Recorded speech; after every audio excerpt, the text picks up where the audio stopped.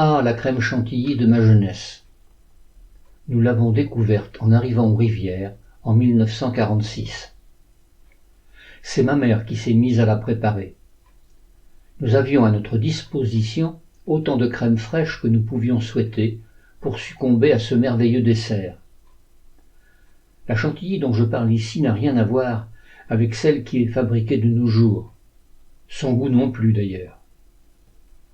Une fois arrivés à la laiterie, les bidons du lait récoltés dans les fermes étaient versés dans un grand bac, dont le fond servait de tamis.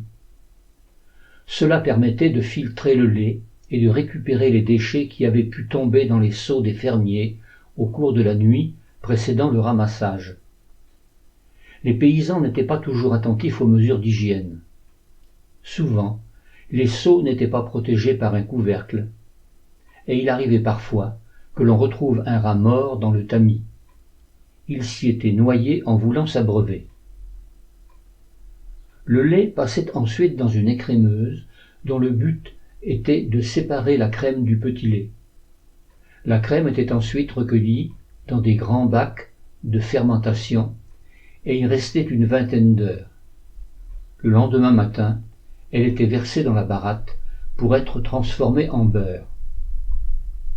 C'est là que ma mère intervenait. Au petit matin, mon père allait recueillir un bon litre de cette crème avant qu'elle ne soit versée dans la baratte. Ma mère pouvait la transformer en crème chantilly. L'exercice était délicat et il fallait une certaine habitude pour la réussir. À l'aide d'une fourchette, il fallait battre la crème d'un geste rapide et continu afin qu'elle s'épaississe peu à peu jusqu'à l'obtention d'une crème d'un beau blanc limpide. Plus l'opération avançait, plus le coup de fourchette résistait dans la main de la cuisinière. Mais attention, il fallait s'arrêter juste avant que ce beau blanc limpide ne se transforme en une masse d'un jaune prononcé. Un battement de trop, et la crème se transformait en beurre. C'était là tout le savoir-faire que devait posséder la personne qui s'était lancée dans la fabrication de ce dessert si envié. La chantilly présentait alors un aspect blanc immaculé, et la fourchette pouvait être laissée plantée dans le bol. La texture de la crème chantilly était si épaisse que l'instrument se tenait parfaitement droit. Rien à voir avec les crèmes chantilly d'aujourd'hui, qui sont molles et légères. Rien à voir non plus au niveau du goût. Elle avait une saveur inimitable, et quel régal lorsqu'on les servait mélangées avec les fraises bien mûres du jardin. Mon oncle Élie de Matha en raffolait, au point de ne pas savoir se limiter lorsqu'il venait nous voir accompagné de ma tante Gisèle et de mes deux cousines, Jocelyne et Claire-Lise. Sylvie et Hervé n'étaient pas encore nés. Un jour, ce fut plus fort que lui. Sa gourmandise était telle qu'il finit le grand saladier préparé par ma mère. Le lendemain, il dut garder le lit et Gisèle lui dit « Voilà ce que c'est que d'abuser des bonnes choses. » Un jour, vers 16 heures de l'après-midi, M. Traîneau, le jeune pâtissier de Beauvais-sur-Matha, est venu voir mon père à la laiterie. Il s'était installé et avait ouvert une boutique quelques mois plus tôt. Depuis quelque temps, sollicité par les deux traiteurs de la région, Mme Pinault de Beauvais-sur-Matha et M. Perrault de Bazauges, il préparait les desserts des repas de mariage organisés dans la région.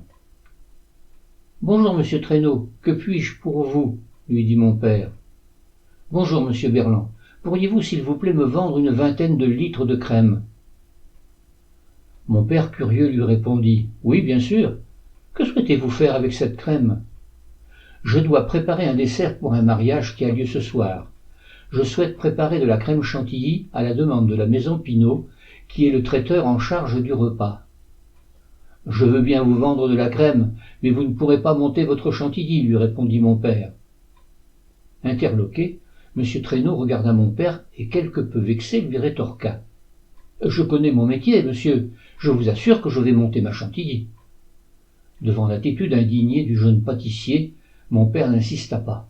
« Comme vous voulez, jeune homme, je vais vous servir 20 litres de crème, mais il m'étonnerait que vous puissiez la monter. » Une fois le jeune professionnel parti, mon père nous raconta la scène. « Je serais curieux de connaître le résultat de ces efforts, nous dit-il. » Nous n'eûmes pas très longtemps à attendre. Vers 20 heures, la voiture du pâtissier s'arrêta à nouveau devant le bureau de la laiterie. Il en descendit, l'air contrit. Mon père l'interrogea du regard. « Vous aviez raison, monsieur, je n'ai pas réussi à monter ma chantilly, mais je ne comprends pas pourquoi. Pouvez-vous m'expliquer ? » « C'est tout simple, jeune homme. On ne vous l'a pas expliqué dans votre école ? Pour qu'une crème fraîche puisse être montée en chantilly, il faut d'abord qu'elle fermente durant une vingtaine d'heures. C'est le même procédé pour la fabrication du beurre. La prochaine fois que vous souhaiterez acheter de la crème pour fabriquer votre chantilly, prévenez-moi la veille. Je vous mettrai la quantité que vous désirez de côté. Vous pourrez ainsi monter votre dessert sans difficulté.